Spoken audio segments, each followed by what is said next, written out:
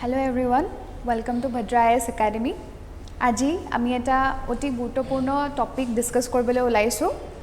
এই টপিকটোৰ পৰা আমাৰ APSC CC হক বা APSC কন্ডাক্ট কৰা আন এক্সামছ সমূহ হক আমি কোৱেশ্চন আহি থকা দেখা পাও। সেইবাবে বেছি পলম নকৰো, আমি টপিকটো আৰম্ভ কৰিবলৈ লৈছো। আপোনালোকে দেখিছে যে মই ইয়াত লিখি থোৱা আছে যে আহোমৰ শাসন প্ৰণালী। তো মই গোটেই স্লাইডছখিনি অসমীয়াতে বনাই আনিছো, যেহেতু অসমীয়া ষ্টুডেন্টস অসমীয়া মাধ্যমৰ ষ্টুডেন্টস যিসকল আছে তেওঁলোকে যাতে পঢ়াত কোনো ধৰণৰ অসুবিধা নাপায়, তেতিয়াহ'লে আমি বেছি দেৰি নকৰি পেলাই টপিকটো আৰম্ভ কৰোঁ। সো আহোমৰ শাসন যন্ত্ৰ। আহোমৰ আমি যেনেকৈ ৰজা কোনজন আছিলে গম পাওঁ, তেওঁ কি বনাইছিলে গম পাওঁ, ঠিক তেনেদৰে আমি আহোমৰ শাসন যন্ত্ৰৰ বিষয়ে জনাটো অতি প্ৰয়োজনীয়। তো আহোমৰ শাসন যন্ত্ৰৰ কথা পঢ়িবলৈ গ'লে ইয়াত লিখা আছে যে মুখ্য নায়কজন আছিলে ৰজা, কিন্তু ৰাজকাৰ্য তিনিজন গোহাঁয়ে সহায় কৰিছিল যদিও তেওঁলোক কেৱল পৰামৰ্শদাতাহে আছিলে। সো আহোমৰ শাসন যন্ত্ৰত চেণ্টাৰ পইণ্টটো কাৰ আছিলে? চেণ্টাৰ পইণ্টটোত আছিলে ৰজা। তেওঁক তিনিজন গোহাঁই ৰাখি থৈছিলে। সেই গোহাঁইকেইজনে কি কৰিছিলে? তেওঁক ছাজেশ্যন দিছিলে, কিন্তু সেইটো ৰজাজনে যে মানি চলিব সেইটো কোনো বাধ্যবাধকতা নাছিলে। ৰজাজনে সেই ছাজেশ্যনটো লৈ পেলাই তেওঁ নিজৰ ইচ্ছানুসৰি বা নিজৰ চিন্তা চৰ্চাৰে সেই ছাজেশ্যনখিনি মানিব ইচ্ছা কৰিলে মানিছিলে, অথবা তেওঁ নামানাকে সেই কাৰ্য সম্পাদন কৰিছিলে। আনহাতে গোহাঁইসকলে ৰজা বুলি ঘোষণা নকৰালৈকে কোনো ৰজাই ৰাজপাট আৰোহণ কৰিব নোৱাৰিছিলে। গোহাঁই তিনিজনে ডিক্লেয়াৰ কৰিব লাগিব যে এই ৰজাজনেহে ৰাজপাট আৰোহণ কৰিব পাৰিব, অৰ্থাৎ সিংহাসনত বহিব পাৰিব। তেতিয়াহে সেই ৰজাজনে কি কৰিছিলে? তেওঁ ৰজা হিচাপে অধিষ্ঠিত হৈছিলে। সেই ঠাইত মানে ৰজা হিচাপে তেওঁক মানি চলা হৈছিলে। প্ৰতাপ সিংহ, গদাধৰ সিংহ নাইবা ৰুদ্ৰসিংহই গোহাঁইসকলৰ ওপৰত বিশেষ নিৰ্ভৰ নকৰি নিজৰ ইচ্ছানুসৰি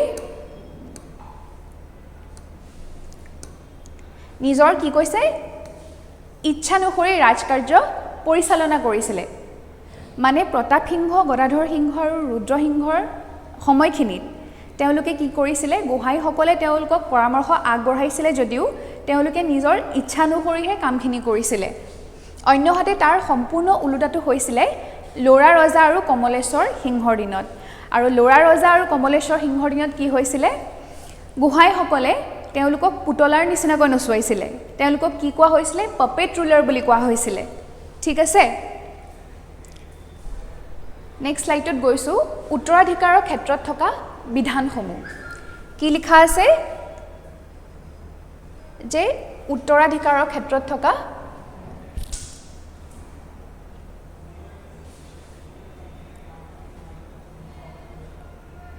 বিধানসমূহ। ঠিক আছে, সো উত্তৰাধিকাৰ ক্ষেত্ৰত থকা বিধানসমূহ মানে কি হৈছে? উত্তৰাধিকাৰী বুলি আমি কাক কওঁ? এজন ৰজাই যেতিয়া তেওঁ ৰাজকাৰ্য কৰিব নোৱাৰা অৱস্থা আহি পৰে, অৰ্থাৎ তেওঁ বেমাৰত পৰে অথবা তেওঁৰ মৃত্যু হয়, সেই সিংহাসনখনৰ যোগ্য মানুহজনকে আমি উত্তৰাধিকাৰী বুলি কওঁ। এতিয়া এই উত্তৰাধিকাৰী হ'বলৈ হ'লে বিভিন্ন নিয়ম নীতিসমূহ আছিলে। এই নিয়ম নীতিসমূহ মনাৰ পিছতহে এজন ৰজাক মানে এজন মানুহক সেই ৰজাজনৰ উত্তৰাধিকাৰী হিচাপে ঘোষণা কৰা হৈছিলে। তো আৰম্ভণিতে ৰজাৰ বৰপুত্ৰজনেহে উত্তৰাধিকাৰৰ সূত্ৰে ৰাজপাট লাভ কৰিছিল, কিন্তু পিছলৈ সেই নিয়মৰ হেৰফেৰ ঘটিছিল। প্ৰথমে কি হৈছিলে যে যিজন ৰজা আছে, ৰজাৰ বৰপুত্ৰজনেহে ৰাজকাৰ্য মানে কৰিব পাৰিছিলে, সিংহাসনত বহিব পাৰিছিলে। ৰুদ্ৰসিংহৰ 4জন পুত্ৰ ইজনৰ পিছত সিজন ৰজা হৈছিলে। প্ৰথমে কি হৈছিলে? প্ৰথমে ডাঙৰ পুত্ৰজনহে ৰজা হ'ব পাৰিছিলে, কিন্তু যেই ৰুদ্ৰসিংহৰ শাসন মানে শেষ হ'ল, ৰুদ্ৰসিংহই তেতিয়া নৰিয়াত পৰিলে, তেওঁ তেতিয়া ক'লে তেওঁৰ এটা ইচ্ছা আছিলে যে তেওঁৰ যিকেইজন পুত্ৰ, যি 4জন পুত্ৰই তেওঁ এজনৰ পিছত ইজন ৰজা হোৱাটো বিচাৰিছিলে। সেই মৰ্মেই হ'ল আৰু ৰুদ্ৰসিংহৰ 4জন পুত্ৰই ইজনৰ পিছত সিজন ৰজা শাসন তেওঁ মানে ৰাজসিংহাসনত বহিলে। কিছুমান বিশেষ ক্ষেত্ৰত ৰজাৰ ওচৰৰ সম্বন্ধীয় লোকক এৰি দূৰ সম্বন্ধীয় ভাই ভতিজাক আনি সিংহাসনত দিয়াৰ উদাহৰণ আছে। সাধাৰণতে কি হয় যদি ৰজাৰ পুত্ৰ নাথাকে বা ৰজাৰ কন্যা নাথাকে তেতিয়া কি কৰা হয় ওচৰ সম্বন্ধীয় মানুহক আনি সিংহাসনত বহোৱা হয় কিন্তু আমি তাৰ কন্ট্ৰাষ্ট হিচাপে কি দেখিবলৈ পাওঁ তাৰ কন্ট্ৰাষ্ট হিচাপে দেখিবলৈ পাওঁ যে কেতিয়াবা এনেকুৱা হৈছিলে যে ৰজাৰ ওচৰ সম্বন্ধীয় মানুহক এৰি দূৰ সম্বন্ধীয় মানুহকে আনি সিংহাসনত বহোৱা হৈছিলে ৰজাজন পবিত্ৰ হোৱাৰ লগতে তেওঁৰ গাত কোনো ঘুণ নথকাটো বাঞ্ছনীয় আছিলে তেওঁৰ গাত ঘুণ নথকাটো বাঞ্ছনীয় আছিল মানে তেওঁৰ গাত কোনো ধৰণৰ দাগ থাকিব নোৱাৰিব বুলি তেওঁলোকে ডিক্লেয়াৰ কৰি দিছিলে সেইবাবে আমি কি পাওঁ গদাধৰ সিংহক যে লালুখোলা বৰফুকনে কাটিবৰ কাৰণে গোটেইখন বিচাৰি ফুৰিছিলে অংগক্ষত কৰিবলৈ যে বিচাৰি ফুৰিছিলে আমি এই কথাটোৰ পৰা আমি ৰিলেট কৰিব পাৰোঁ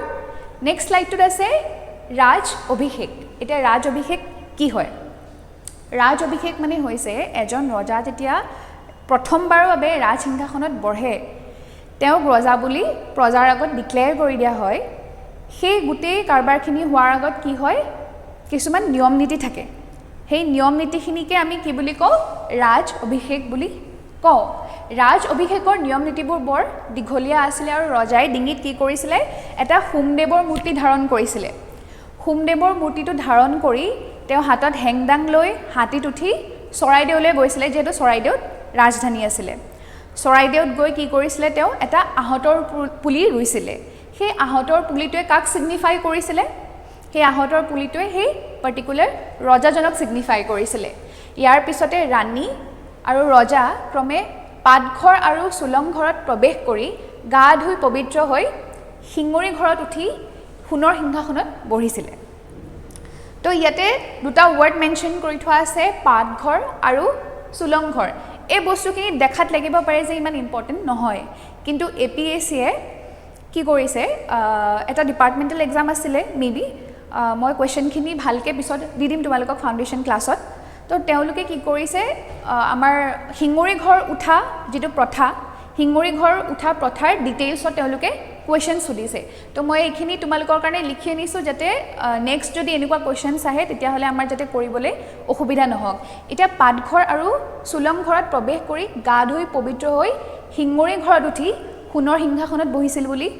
ইয়াত লিখি থোৱা আছে এতিয়া পাতঘৰ আৰু চোলং ঘৰ মানে কি হৈছে চোলং ঘৰ এখন চাং দিয়া এটা ঘৰ আছিলে সেই চোলং ঘৰৰ তলত কি কৰা হৈছিলে এজন মানুহ আৰু তেওঁলোকে যিমান পাৰে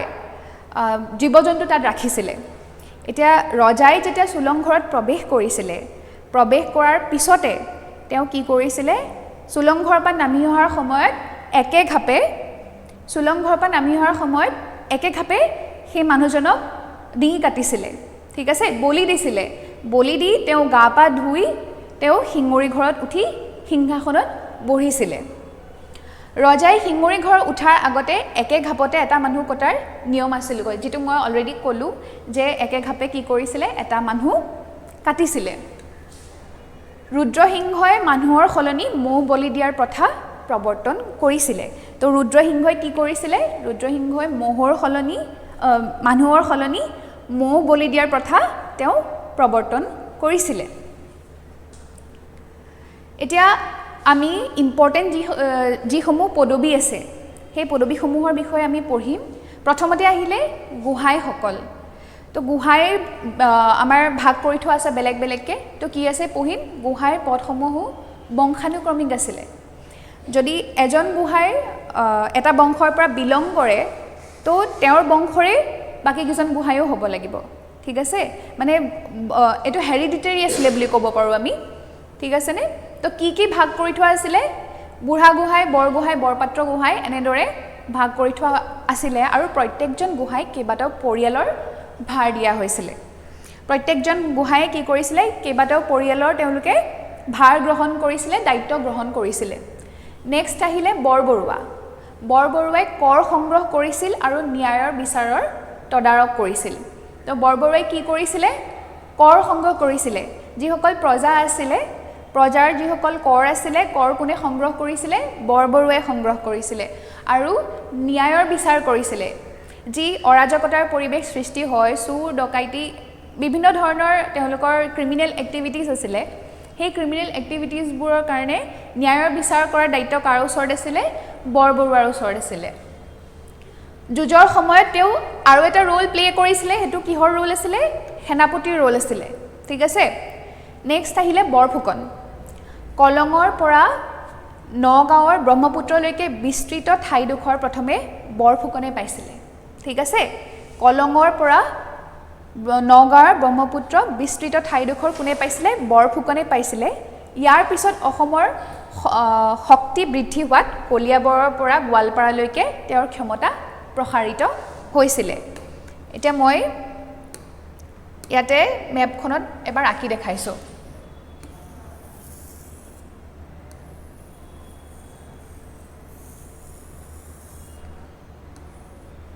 মই ৰাফলি মেপখন আঁকি দেখাইছো যাতে আমাৰ ঠাইখিনি লোকেট কৰিবলৈ আমাৰ ইজি হয় ঠিক আছে এখন অসম এটা ব্ৰহ্মপুত্ৰ যদিওবা তেতিয়া অসমখন এনেকুৱা দেখা নগৈছিলে মই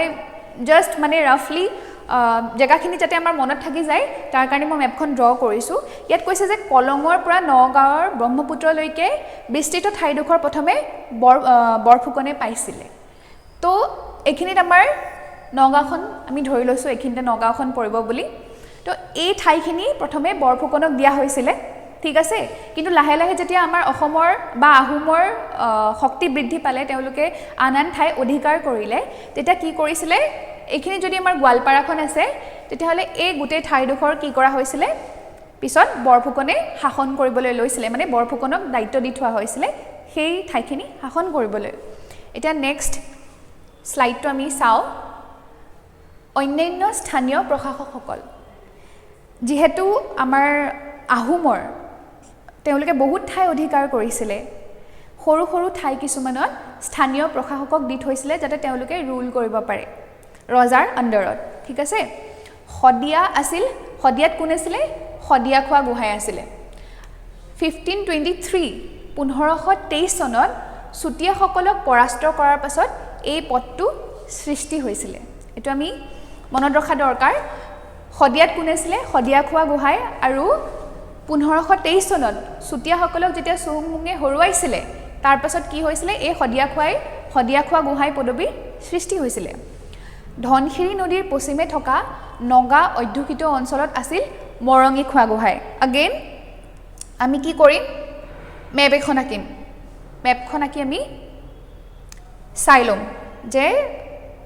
জেগাখিনি কোনখিনি হয় ঠাইখিনি কোনখিনি হয় তেতিয়া আমাৰ কি হ'ব মনত ৰাখিবলৈ ইজি হ'ব ঠিক আছে মেপখন মই ইয়াতে ড্ৰ কৰি দিছো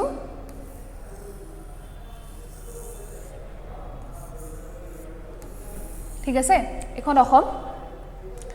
এটা কি কৰিছে এইখিনিতে আমাৰ ধনশিৰি নদীখন এফালি বৈ গৈছে অলৰাইট ধনশিৰি নদীখন আমাৰ এফালি বৈ গৈছে ইয়াতে কৈছে যে শদিয়াত আছিল শদিয়া খোৱা গোহাঁই আমাৰ শদিয়া অঞ্চলটো কোনখিনি পৰিব আপাৰ আসামৰ এফালে শদিয়া পৰিব তিনসুকিয়া শদিয়া ঠিক আছে শদিয়াত আছিল শদিয়া খোৱা গোহাঁই আৰু আমাৰ মৰঙী খোৱা গোহাঁই ক'ত আছিল ধনশিৰি নদীৰ পশ্চিমে থকা নগা অধ্যুষিত অঞ্চলত আছিল মৰঙী খোৱা গোহাঁই ধনশিৰি নদীৰ পশ্চিমে বুলি কৈছে ঠিক আছে নে এই অঞ্চলটোত কোন আছিল এই অঞ্চলটোত আছিল আমাৰ মৰঙী খোৱা গোহাঁই আৰু হলাল গোহাঁইৰ অধীনত আছিল নগাঁও আৰু চাৰিদুৱাৰৰ অংশ বিশেষ আমি নগাঁওখন এইখিনিতে আঁকিছিলো হয়নে তো নগাঁৱত কোন আছিল নগাঁৱত আছিল হলাল গোহাঁই আৰু নগাঁৱৰ হলাল গোহাঁইৰ আন্ডাৰত কোনখিনি ঠাই আছিল নগাঁও আৰু চাৰিদুৱাৰৰ অংশ বিশেষ ঠিক আছে এতিয়া আমি নেক্সট স্লাইডটো চাও নেক্সটত আছে যে ফুকনসকল এটা ফুকনসকলৰ বিষয়ে আমি পঢ়িম উচ্চ বিষয়াসকলৰ ভিতৰত আটাইতকৈ মৰ্যাদাপূৰ্ণ পদ আছিল ফুকনসকলৰ এটা ফুকনসকল অন্যতম আছিল ঠিক আছে যিসকল আমাৰ উচ্চ পদৰ বিষয়া আছিল এই উচ্চ পদৰ বিষয়াসকলৰ ফুকনসকল অন্যতম আছিল ফুকনসকলৰো বিভিন্ন ধৰণৰ ভাগ কৰি থোৱা আছিল এটা ফুকনসকলৰ কি ভাগ কৰি থোৱা আছিল সৰুৱা ফুকন নাওবৈসা ফুকন এটা সৰুৱা ফুকনে কি কৰিছিল নাওবৈসা ফুকনে কি কৰিছিল তেওঁলোকৰ ডিউটিজবোৰ বেলেগ বেলেগ আছিল আমি পঢ়ো যে 6 জনে যুটীয়াভাৱে বৰবৰুৱাক শাসন কাৰ্যত সহায় কৰিছিল ঠিক আছে নে বৰবৰুৱাৰ কাম কি আছিল বৰবৰুৱাই কৰ সংগ্ৰহ কৰিছিল আৰু ন্যায়ৰ বিচাৰ কৰিছিল ইয়াৰ লগে লগে যুদ্ধৰ সময়ত বৰবৰুৱাই সেনাপতিৰ দায়িত্ব পালন কৰিছিল এটা বৰবৰুৱাক সহায় কৰিবলৈ আমাৰ কোন কোন আছিলে বৰবৰুৱা সহায় কৰিবলৈ আছিলে আমাৰ চৰুৱা ফুকন ঠিক আছে চৰুৱা ফুকনৰ 6 জন আছিলে সেই 6 জনে কি কৰিছিলে বৰবৰুৱা শাসন কাৰ্যত সহায় কৰিছিলে নাওবৈচা ফুকনে কি কৰিছিলে নাওবোৰৰ দায়িত্বত আছিলে নাওসমূহৰ যি যুদ্ধত যি নাৱৰ প্ৰয়োজন হয় বা বেপাৰ বাণিজ্য কৰিবলৈ যিখিনি নাৱৰ প্ৰয়োজন হয় সেই নাৱৰ দায়িত্বত কোন আছিলে নাওবৈচা ফুকন আমি দেখিলে গম পাম যে নাওবৈচা ফুকন অবিয়াসলি নাৱৰে হ'ব চৰুৱা ফুকনটো কি আমি জনা দৰকাৰ যে 6 জনৰ গোট আছিলে আৰু যিসকলে বৰবৰুৱাক এছিষ্ট কৰিছিলে আন পদবীসমূহ হ'ল ন ফুকন দিহিঙীয়া ফুকন ডেকা ফুকন ঠিক আছে এওঁলোকে যুটীয়াভাৱে বৰবৰুৱা শাসন কাৰ্যত সহায় কৰিছিলে তো আলটিমেটলি আমি কি বুজিলো যিসকল ফুকন আছিলে ফুকনে কাক এছিষ্ট কৰিছিলে ফুকনে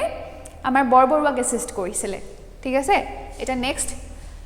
বৰুৱাসকল ফুকনৰ তলখাপৰ বিষয়াসকল আছিলে বৰুৱা আমি বৰবৰুৱা পালো বৰবৰুৱাক এছিষ্ট কৰিছিলে ফুকনৰ তলত কোন আছিলে বৰুৱাসকল ফুকনৰ তলখাপৰ বিষয়াসকল আছিলে বৰুৱা তো বৰুৱাৰো এনেকৈ ভাগ কৰি থোৱা আছে ভাণ্ডাৰী বৰুৱা দুলা বৰুৱা চাউডঙীয়া বৰুৱা আৰু বেজ বৰুৱা এতিয়া ভাণ্ডাৰী বৰুৱাই কি কৰিছিলে আমি ৱৰ্ডটো দেখিয়ে গম পাইছোঁ যে ভাণ্ডাৰ মানে কি হৈছে ভাণ্ডাৰ মানে হৈছে ভঁৰাল ঠিক আছে নে ৰাজ পৰিয়ালৰ দায়িত্বভাৰ গ্ৰহণ কৰিছিলে ভাণ্ডাৰী বৰুৱাই তেওঁ ভাণ্ডাৰবোৰ চাইছিলে ভঁৰালসমূহ চাইছিলে দুলা বৰুৱা দুলা মানে কি পালকি আমি চিনি পাওঁ ন সেই দুলাসমূহৰ দায়িত্বত আছিলে দুলা বৰুৱা যেনেকুৱা কাম তেনেকুৱা নাম দুলাসমূহৰ দায়িত্বত আছে দুলা বৰুৱা নাওসমূহৰ দায়িত্বত আছে নাওবৈচা ফুকন ঠিক আছে চাউডঙীয়া বৰুৱা এইটো তোমালোকে চাগে গম নাপাবা নামটো দেখি পেলাই তো আমি চোৱাটো দৰকাৰ যে চাউদাংসকলৰ ডিউটি কি আছিলে চাউদাংসকলে কি কৰিছিলে তো মৃত্যুদণ্ড কাৰ্যকৰী কৰাৰ ভাৰপ্ৰাপ্ত বিষয়াসকল আছিলে চাউডঙীয়া বৰুৱা ঠিক আছে তেওঁলোকে মৃত্যুদণ্ড দিছিলে এতিয়া আহিলে বেজ বৰুৱা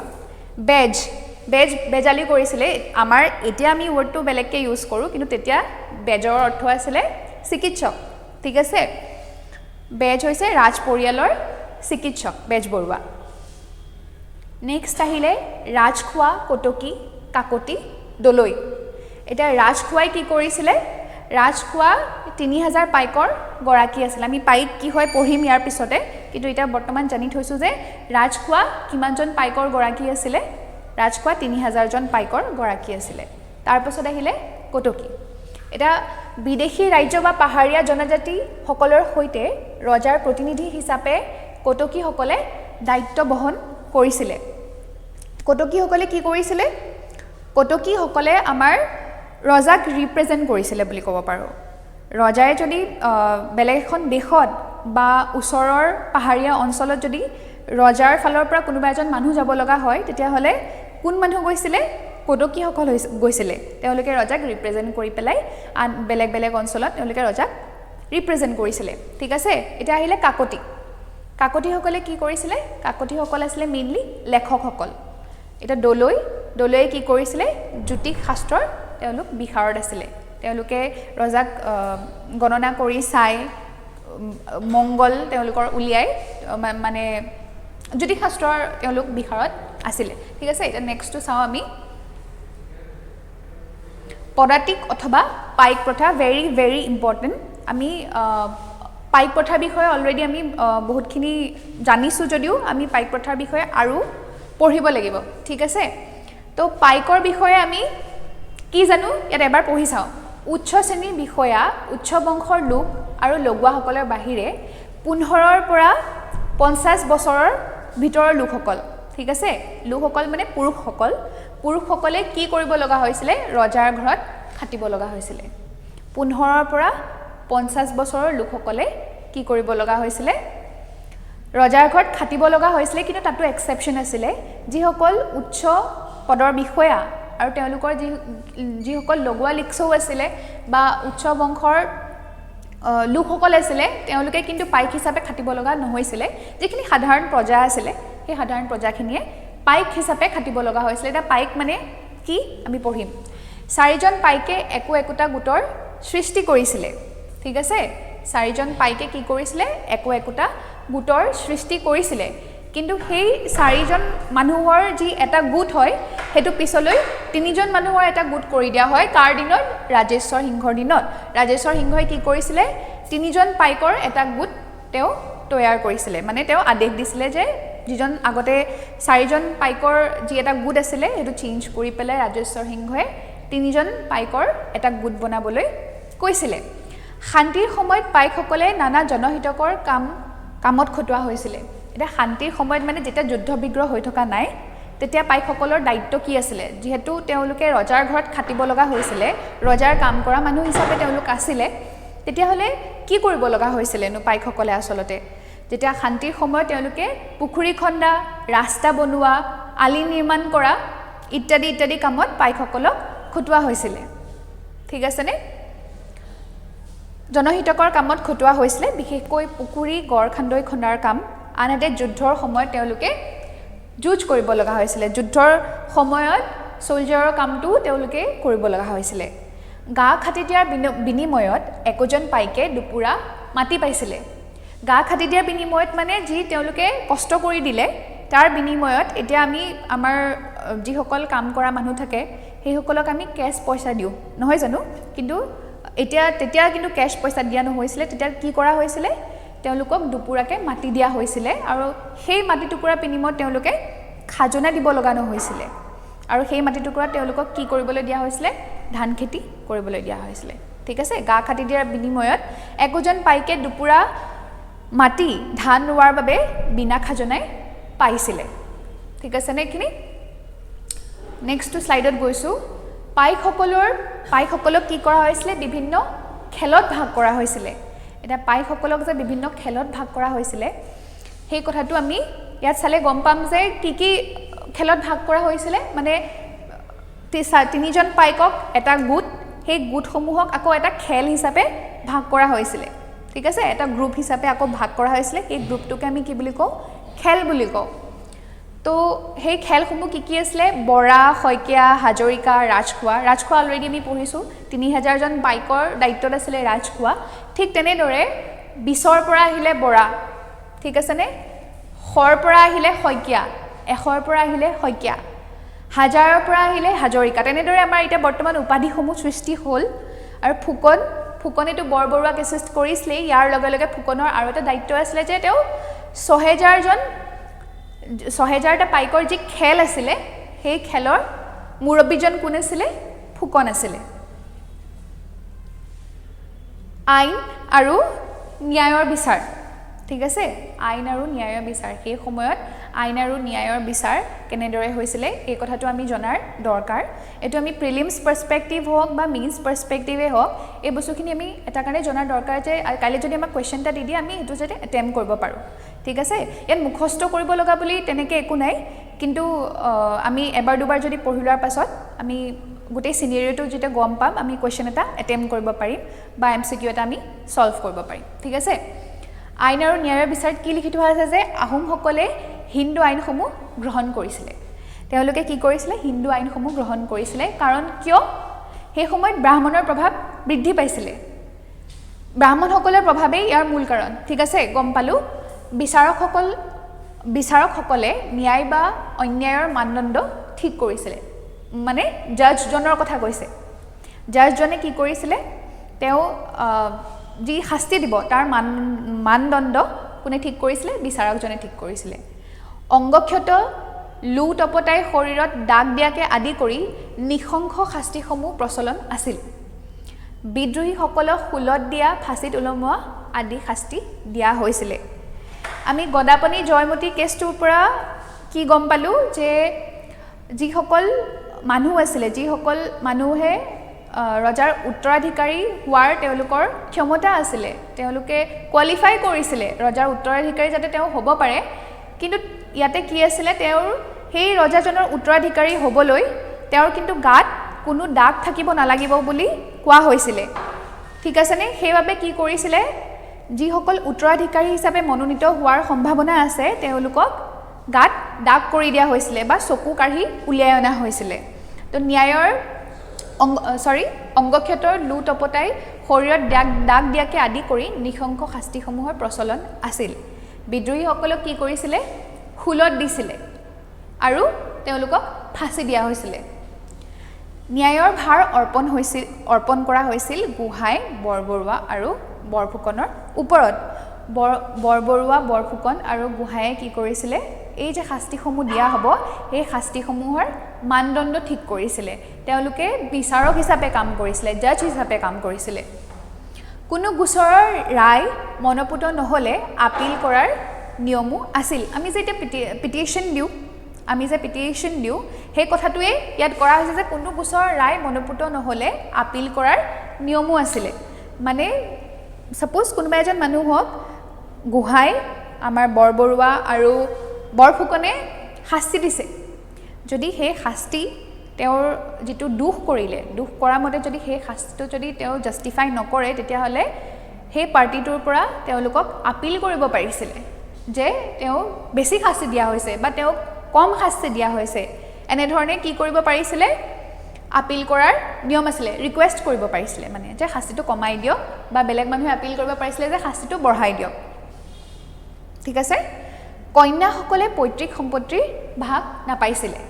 কন্যাসকলে কি নাপাইছিলে পৈতৃক সম্পত্তিৰ ভাগ নাপাইছিলে বৰ্তমান আমাৰ কন্যাসকলেও কি পায় বাপেকৰ সম্পত্তিৰ ভাগ পায় কিন্তু তেতিয়া যি বিয়া হ'ল বা যি বিয়া নহলো তেওঁলোকে পৈতৃক সম্পত্তিৰ ভাগ নাপাইছিলে ভাগ কোনে পাইছিলে কেৱল পুত্ৰই পাইছিলে আৰু বৰপুত্ৰজনে প্ৰথমে ৰজা হৈছিল আমি পঢ়িছিলোৱে তাৰ পিছে কি কৰা হ'ল তাৰ পিছত লাহে লাহে বৰপুত্ৰ গুছি সৰুপুত্ৰ বা তেওঁ গোটেইকেইজন পুত্ৰই ৰুদ্ৰসিংহৰ দিনত তেওঁ 4জন পুত্ৰই ৰজা হৈছিলে এনেকুৱা উদাহৰণো আমি পাওঁ মুৱামৰীয়া বিদ্ৰোহৰ আগলৈকে আহোমৰ দিনত ন্যায়ৰ বিচাৰ খৰতকীয়া আৰু পক্ষপাতিত্বহীন আছিলে কিন্তু যেই মুৱামৰীয়া বিদ্ৰোহ ষ্টাৰ্ট হ'ল মুৱামৰীয়া বিদ্ৰোহৰ আগে বা মুৱামৰীয়া বিদ্ৰোহৰ পিছৰ ফালে আমি দেখিবলৈ পাওঁ যে গোটেই সিনাৰিওটো গোটেই মানে আহোমৰ ৰাজত্বকালৰ যি সিনাৰিও আছিলে এটো আনষ্টেবল হ'বলৈ ধৰিলে ঠিক আছে নে এখিনি আছিল বস্তু মই ভাবো যে তোমালোকে ইয়াৰ পৰা কিছুমান বস্তু আনসাৰ ৰাইটিংত ইউজ কৰিব পাৰিবা বা গোটেই স্লাইডছখিনি যদি তোমালোকে আকৌ এবাৰ চাই দিয়া বা পঢ়ি দিয়া কোৱেশ্চন এটা এটেম্প কৰিবলৈ ইজি হ'ব আৰু ইয়াৰ লগে লগে আমি ভদ্ৰা IAS একাডেমীয়ে কি কৰিছো 26 আগষ্টৰ পৰা আমি অসমীয়া মাধ্যমত তোমালোকৰ ক্লাसेस দিবৰ কাৰণে আমি ৰেডি হৈছো আৰু তোমালোকে যদি অসমীয়া মাধ্যমত পঢ়িব বিচাৰা বা যদি আপোনালোকে অসমীয়া মাধ্যমত পঢ়িব বিচাৰে বা APSC বা UPSC কাৰণে এটেম্প কৰিব বিচাৰে তেতিয়া হলে এই নম্বৰটোত কন্টাক্ট কৰিব এই নম্বৰটোত যোগাযোগ কৰাৰ লগে লগে আপোনালোকে সবিশেষ জানিব পাৰিব যদি আজিৰ ভিডিওটো ভাল লাগিলে তেতিয়া হলে মোক কমেন্ট কৰি নিশ্চয় জনাব আৰু নতুন এটা ভিডিওত পুনৰ লগ পাম আজিলৈ আহিছো ধন্যবাদ